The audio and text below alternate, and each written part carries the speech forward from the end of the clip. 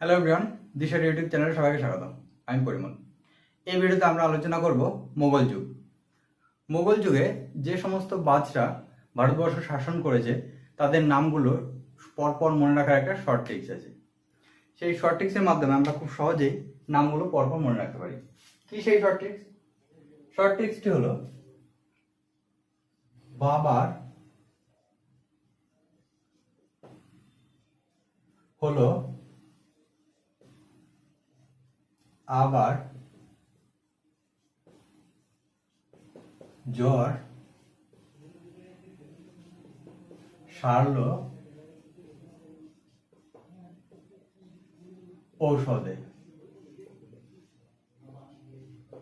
এই বাবার হলো আবার জ্বর সারলো ঔষধে এই শর্ট ট্রিক্সের মাধ্যমে মোগল সাম্রাজ্যের যে সমস্ত রাজারা যে সমস্ত বাদশারা ভারতবর্ষ শাসন করেছে তাদের নামগুলো পর পর আমরা খুব সহজে মনে রাখতে পারি। কিভাবে দেখা যায়? বাবার থেকে হবে বাবর, হলো থেকে হবে হুমায়ুন, আবার থেকে হবে আকবর, জ্বর থেকে হবে জাহাঙ্গীর,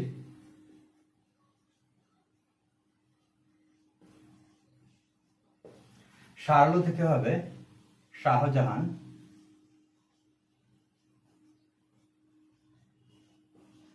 এবং ঔষধে থেকে হবে ঔরঙ্গজেব।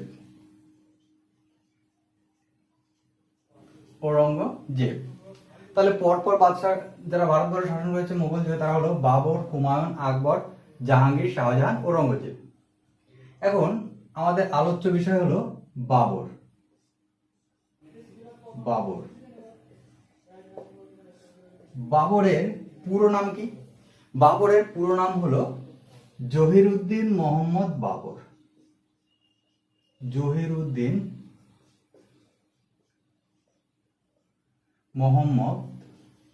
মোহাম্মদ বাবর। এই বাবর নামের অর্থ হলো সিংহ। বাবর নামের অর্থ হলো সিংহ। বাবর জন্মগ্রহণ করেন 14ই ফেব্রুয়ারি 1483 খ্রিস্টাব্দে। 14ই ফেব্রুয়ারি 1483 খ্রিস্টাব্দে কোথায় জন্মগ্রহণ করেন? মধ্য এশিয়ার ফরগনা প্রদেশে। মধ্য এশিয়ার ফরগনা প্রদেশে বাবর জন্মগ্রহণ করেন। যেই ফরগনা প্রদেশ বর্তমানে উজবেকিস্তানে অবস্থিত। কোথায় অবস্থিত বর্তমানে? উজবেকিস্তান। বর্তমানে এই ফরগনা প্রদেশ উজবেকিস্তানে অবস্থিত। বাবরের পিতার নাম ওমর শেখ মির্জা। ওমর শেখ মির্জা। তার পিতা ছিল দুর্ধর্ষ তৈমুর লংয়ের বংশধর। তৈমুর লংয়ের বংশধর ছিল এই বাবরের পিতা ওমর শেখ মির্জা। তার মাতার নাম হলো কুতুলুব নিগার খান।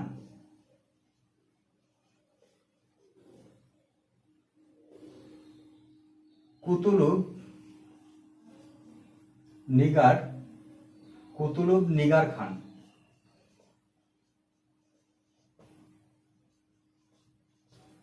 তার মাতার নাম কুতুলুব নিগার খান। তার মাতা কুতুলুব নিগার খান ছিলেন দুর্ধর্ষ চেঙ্গিস খানের বংশধর। চেঙ্গিস খানের বংশধর অর্থাৎ বাবর পিতার দিক থেকে তৈমুর লং এবং মাতার দিক থেকে চেঙ্গিস খানের বংশধর। অর্থাৎ বাবরের শরীরে তৈমুর লং এবং চেঙ্গিস খান উভয় বংশের রক্ত বইছে। বাবরের দাদির নাম এহসান দৌলত বেগ। এহসান দৌলত বেগ।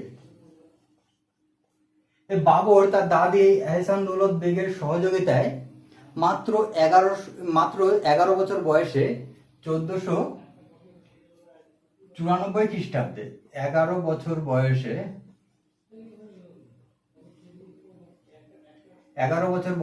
1494 1494 খ্রিস্টাব্দে এই ফরগনা প্রদেশের রাজা হয়। মাত্র 11 বছর বয়সে বাবর তার দাদি এহসান দৌলত বেগের সহযোগিতায় রাজা হয় 1494 খ্রিস্টাব্দে। রাজা হওয়ার পর বাবর মির্জা উপাধি ধারণ করেন। মির্জা উপাধি ধারণ করে বাবর এই 1194 খ্রিস্টাব্দে ফরগনা প্রদেশে রাজা হওয়ার পর। কিন্তু বাবর এই ফরগনা প্রদেশে দীর্ঘদিন রাজ্য শাসন করতে পারেনি। তারই আত্মীয় পরিস্বজন বাবরকে সেই ফরগনা প্রদেশ থেকে বিতাড়িত করে। রাজ্যহারা বাবর এরপর জয় করে 1501 খ্রিস্টাব্দে বাবর জয় করে সমরকান্দ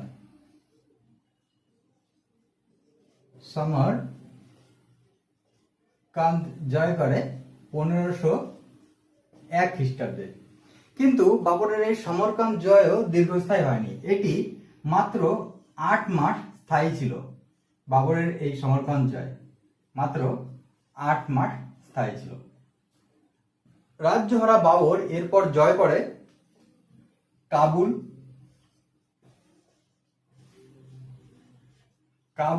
ও গজনি। বাবর কাবুল ও গজনি জয় করে।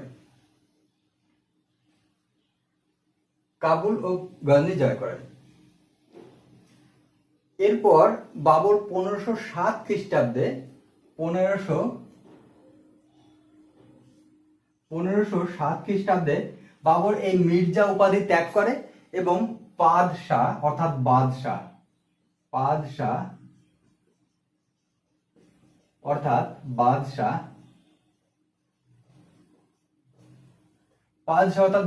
উপাধি ধারণ করে। এই 1507 খ্রিস্টাব্দে মির্জা উপাধি ত্যাগ করার পর পাদশাহ অর্থাৎ বাদশাহ উপাধি ধারণ করে।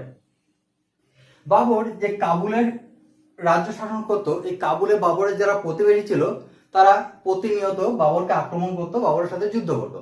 তাই বাবর চেয়েছিল এই কাবুল ছেড়ে অন্য কোনো শহর জয় করে বা অন্য কোনো রাজ্য জয় করে সেখানে গিয়ে রাজ্য শাসন করতে। বাবরের এই ইচ্ছা পূরণের জন্য হঠাৎ করে এক সুযোগ চলে আসে। সেই সুযোগ কি? সুযোগ হলো তৎকালীন সময় দিল্লি শাসন করছিল লোদি বংশ এবং লোদি বংশের শেষ সুলতান ইব্রাহিম লোদি। কিন্তু ইব্রাহিম লোদিকে উচ্চবর্গ বা অভিজাত শ্রেণী পছন্দ করতো না। তারা চেয়েছিল ইব্রাহিম লোদিকে পদচ্যুত করে অন্য একজন বাদশাহ দিল্লির সিংহাসনে বসানো। এই উদ্দেশ্যে ইব্রাহিম লোদির কাকা আলম খাঁ লোদি, পাঞ্জাবের সুবেদার দৌলত খান লোদি এবং রানা সঙ্গ এরা মিলিত হয়ে বাবরকে আমন্ত্রণ জানায় দিল্লি আক্রমণের জন্য। বাবর 1526 খ্রিস্টাব্দে পানিপথের প্রথম যুদ্ধ করে ইব্রাহিম লোদির সাথে। পানিপথের প্রথম যুদ্ধ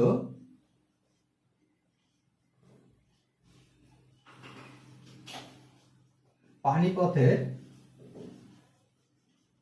প্রথম যুদ্ধ 1526 সালে বাবরের সাথে ইব্রাহিম লোদির হয় এবং এই যুদ্ধে বাবর জয়লাভ করে এবং ইব্রাহিম লোদি পরাজিত হয়। ইব্রাহিম লোদির শুধুমাত্র লোদি বংশ না, সমগ্র সুলতানি যুগের একমাত্র সুলতান যে যুদ্ধক্ষেত্রে মারা যায়। এই পানিপথের প্রথম যুদ্ধে বাবর তুগলমা নীতি প্রয়োগ করে। কি নীতি? তুগলমা নীতি। এই তুগলমা নীতিকে বলা হয় অর্ধচন্দ্রাকৃতি নীতি। অর্ধচন্দ্রাকৃতি নীতি। এই তুগলমা নীতি অর্থাৎ অর্ধচন্দ্রাকৃতি নীতি হলো সৈন্য সাজানোর একটা কৌশল এবং বাবর এই যুদ্ধে কামান ব্যবহার করে। কি ব্যবহার করে? কামান ব্যবহার করে বাবর এই পানিপথের প্রথম যুদ্ধে। এবং এই পানিপথের প্রথম যুদ্ধে এই বাবরের ব্যবহৃত কামান হলো ভারতবর্ষের প্রথম ব্যবহার হওয়া কামান। অর্থাৎ ভারতবর্ষের কোনো যুদ্ধে এই প্রথমবার কামান ব্যবহার করলো এবং সেটি ব্যবহার করলো বাবর। বাবর এই যে পানিপথের প্রথম যুদ্ধ 1526 সালে ভারত আক্রমণ করে, এটি কিন্তু বাবরের প্রথমবার আক্রমণ ছিল না। এর আগেও বাবর 4 বার ভারত আক্রমণ করেছে। অর্থাৎ বাবরের এই পানিপথের প্রথম যুদ্ধ হলো বাবরের 5ম বার ভারত আক্রমণ। তৎকালীন সময়ে বাবর এক বিদেশি আক্রমণকারী লুটেরা হিসেবে পরিচিত ছিল। তাই রানা সঙ্গ, আহমদ লোদি, দৌলত খাঁ লোদি এরা ভেবেছিল বাবর বিদেশি আক্রমণকারী লুটেরা বাবর ভারত আক্রমণ করবে, ইব্রাহিম লোদিকে পদচ্যুত করবে এবং ধন সম্পদ লুট করে তারা ফিরে যাবে এবং বাবরের কাছ থেকে তারা দিল্লির শাসনভার নিজেদের হাতে তুলে নেবে। কিন্তু পরিস্থিতি পরিবর্তিত হয়েছে। বাবর কাবুল থেকে বেরিয়ে অন্য রাজ্যে গিয়ে রাজ্য শাসন করতে চেয়েছিল, কিন্তু এই পরিবর্তিত পরিস্থিতির কথা রানা সঙ্গের যৌথ বাহিনী জানতো না। ফলে বাবর যখন এই পানিপথের প্রথম যুদ্ধে জয়লাভ করার পর দিল্লির সিংহাসনে বসে দিল্লি শাসন করার সিদ্ধান্ত জানায়, তখন বাবরের সাথে রানা সঙ্গের যৌথ বাহিনীর মতবিরোধ হয় এবং স্বার্থের সংঘাত হয়। ফলে বাবরের সাথে এই মিলিত বাহিনীর যুদ্ধ হয়, যে যুদ্ধ খানুয়ার যুদ্ধ নামে পরিচিত। খানুয়ার যুদ্ধ নামে পরিচিত এবং এই খানুয়ার যুদ্ধ হয়েছিল 1527 খ্রিস্টাব্দে। অর্থাৎ পানিপথের যুদ্ধের পরের বছরই, এক বছর পরে অর্থাৎ পরের বছরই 1527 খ্রিস্টাব্দে বাবরের সাথে রানা সঙ্গ, মেদিনী রায়, দৌলত খান লোদি, আলম খান লোদি এদের সাথে খানুয়ার যুদ্ধ হয় 1527 খ্রিস্টাব্দে। এই যৌথ বাহিনীর সাথে বাবরের যুদ্ধে জয়লাভ করা ছিল প্রায় অসম্ভব। তাই বাবর এই খানুয়ার যুদ্ধে জিহাদ ঘোষণা করে, সৈন্যদের মধ্যে জিহাদ ঘোষণা করে এবং বাবর বলে এই যুদ্ধ ধর্মরক্ষার যুদ্ধ। ধর্মের আফিমের দ্বারা সৈন্যদের উদ্বুদ্ধ করে বাবর এবং এই যুদ্ধে বাবর জয়লাভ করে। বাবর শুধু জিহাদ শব্দের ব্যবহার করেনি, এই যুদ্ধের সময় বাবর মদ্যপান নিষিদ্ধ করে দেয়, মদ্যপান নিষিদ্ধ করে এবং সৈনিকদের উপর যে ট্যাক্স চাপানো ছিল সেই সৈন্যদের ট্যাক্স বা কর মুকুব করে।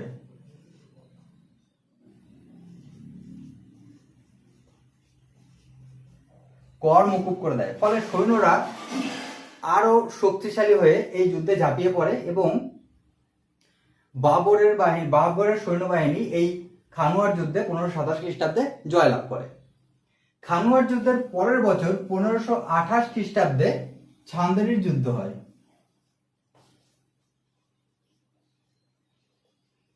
ছান্দেরির যুদ্ধ হয় 1528 খ্রিস্টাব্দে। এই ছান্দেরির যুদ্ধ হয় বাবরের সাথে মেদিনী রায়ের এবং বাবর এই যুদ্ধে জয়লাভ করে এবং মেদিনী রায় পরাজিত হয়। এর এক বছর পর ঘরগড়ার যুদ্ধ হয়।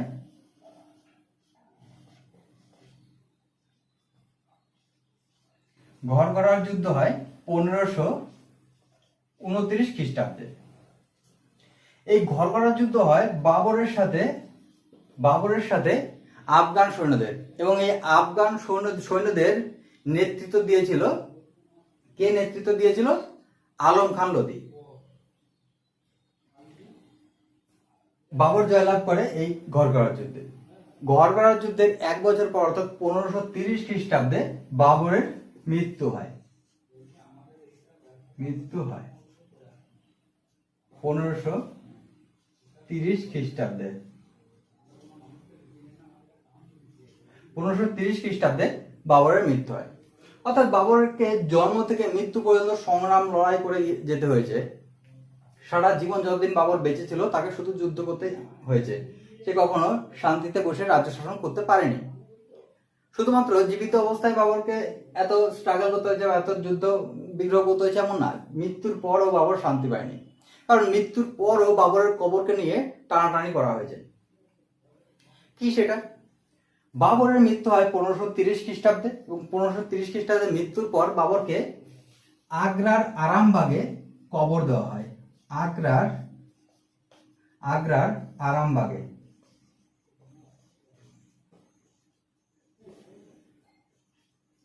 আগ্রার আরামবাগে বাবরকে কবর দেওয়া হয়। বাবরের আত্মজীবনী তুজুক এ বাবরি, তুজুক এ বাবরি এই বাবরের এই আত্মজীবনী তুজুকে বাবরি এটি ছিল তুর্কি ভাষায় লেখা, তুর্কি ভাষায় লেখা। আকবরের নির্দেশে এই তুজুক এ বাবরি এটি ফার্সি ভাষায় অনুবাদ করে আব্দুল রহিম খানে খানা। আব্দুল রহিম খানে খানা